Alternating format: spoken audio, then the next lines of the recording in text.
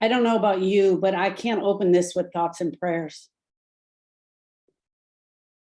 I can't, I just, I don't even have words.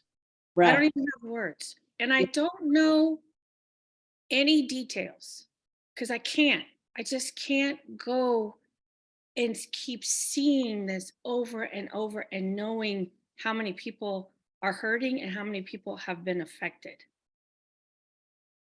I don't, I, you and I both know personally what these families are going through today, what they went through yesterday. Not that our losses were the same. We're not comparing the losses, but we know what a broken heart feels like. And to Yeah, keep back, how many times have we made these videos? that's the sad part. This is one of too many. And it hurts that I don't know if no one is listening, but there's something missing. And the reason that like this really hits close to home, the outlets are 28 miles from my house. How close are they to There's you? 7 miles, 7 miles from my house. I drive by that outlet at least once a week. Like this is right in our backyard. Yeah, yeah, more than any time before. But that's not even true. I said more than any time before. That's not true. I was in Saugus when the Saugus shooting happened. Yeah. It it- too many are happening, but then also the aftermath, the conversation is is not about grief where it needs to be. The conversation gets politicized and we get either hung up on gun laws or something. We never get to really spend the time and attention talking about grief. So the bottom line is, it is not my job or your job to fix the gun control. No. My job and your job is to teach people how to grieve. Hmm. But the jacked up part about this whole thing is that we're constantly having to have this conversation that it's not going away. So let's put it out there again, because everybody wants to keep ignoring this. I almost feel like they're ignoring it, or we're standing on our rightness of what we Yeah. believe. And you and I don't want to go there. So let's just talk about what it's like for grieving. Number Yeah. one, don't come out with the logo Alan Strong. Don't No. start making the bumper stickers. Don't start making the keychains. Don't start posting it on social media, because the truth is, we are not Alan Strong. We will never be strong enough to handle what has happened to this community on Saturday night. And this is the second one just for that specific community, the Yeah. second shooter. So it's like the wound that was starting to heal from the last one has now just been reopened. And it's like when you have that second, like we know you struck by lightning twice, right? What are the chances that this town would have a second mass shooting? It hits different. The hurt is different. Yeah. It's deeper. Hmm. Yeah. It's so much deeper. Everyone that was there, everyone that experienced it, everyone that made it out safely, everyone that has someone who didn't make it out safely, it doesn't matter. Their lives are changed forever. The trajectory of their lives are changed forever. Yeah. There's gonna, this has been now written as part of history, and they will always know where they were when Yeah, moment happened. You know what I mean? yeah. And the stories, there's a story that a little boy about 5 years old was pulled out from underneath his mom. We don't know what will ever happen to him, No. or what else will be. But kind of where I talked about wanting to take this was how to talk to your children about mass tragedies. Yeah. It's important. Children, right? So let's just start with number one. Don't assume that because you're being silent and you're not talking about it in front of them, or they're not talking to you about it, that they don't 100% understand what has happened and what has happened in the community. It is our responsibility to have these conversations with our children. Well, and especially in a time where our children are being raised with active shooter drills. They're not a stranger to the possibility, you know? This isn't foreign. Sadly, I wish it was something kids would be like not know what we were talking about.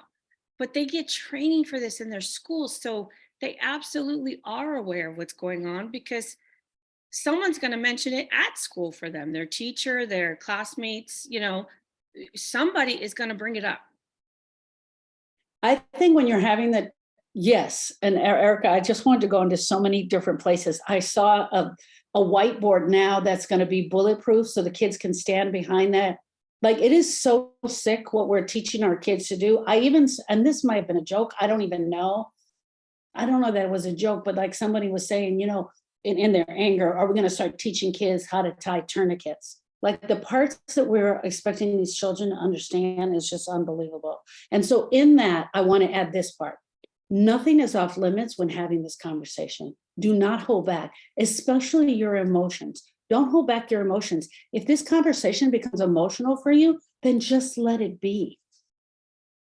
Right.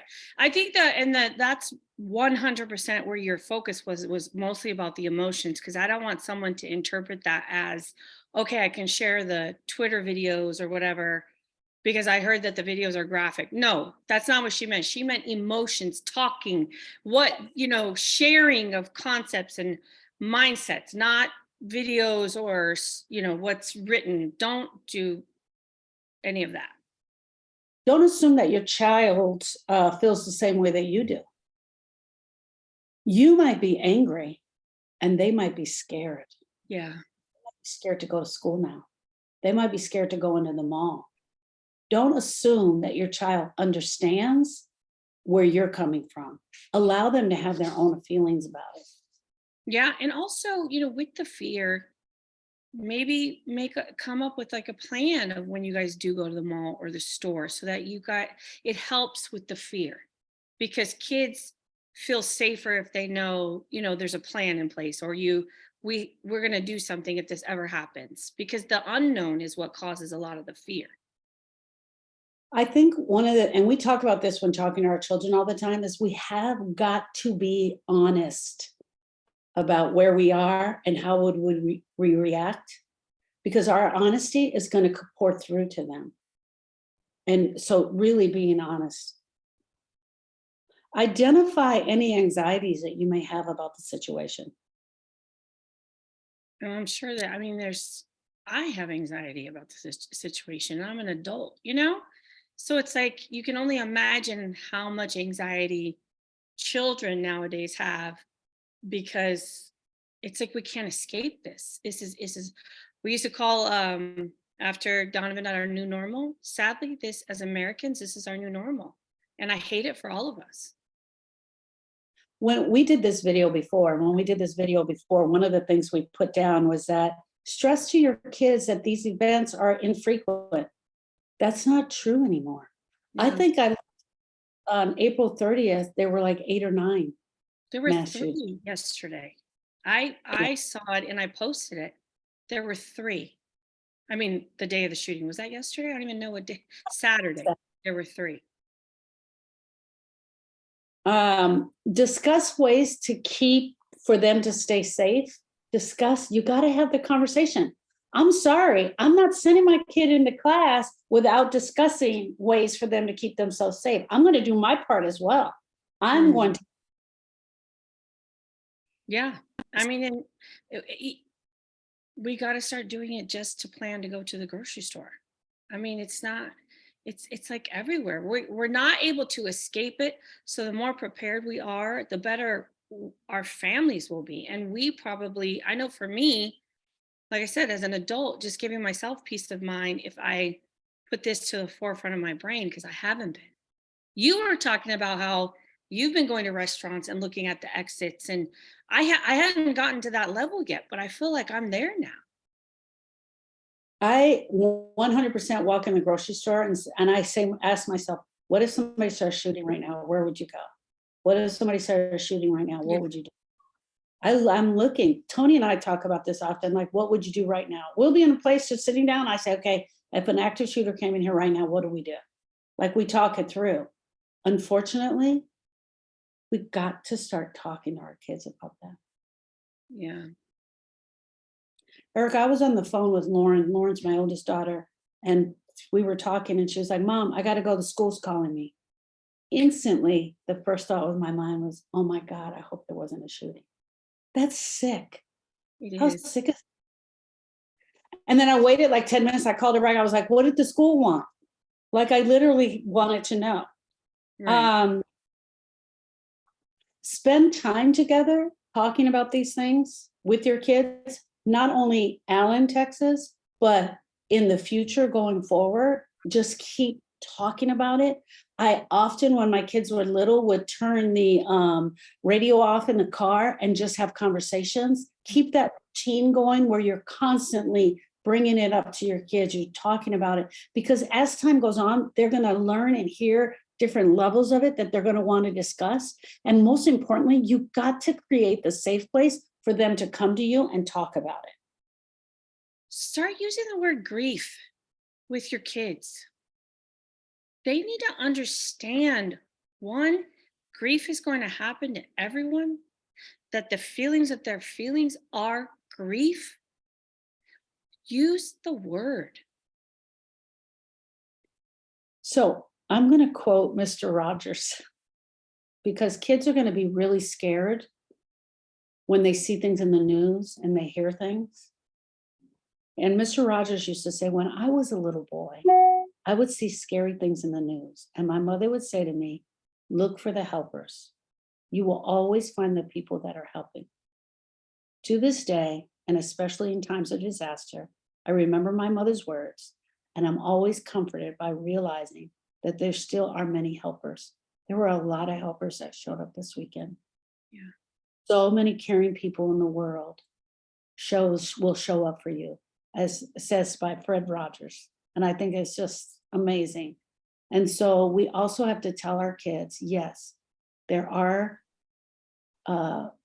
bad, sad, broken people in this world, but there are people that will listen to us and hear the things that we say. I love that. Yeah. Friends, I'm so sorry that we have to bring this message to you today. I'm so sorry that we have to start having this conversation. But if you're not having these conversations with your children, they're filling in the blanks. They're going to fill in the blanks with their own information. And most of the time, the information that they fill in the blanks with will be incorrect or wrong. Please keep talking to your children. Keep talking in emotions. Keep talking from your heart. Talk to them so that you become their safe place and you become the person that they run to all the time. 1000%. Thank you, friends. Bye.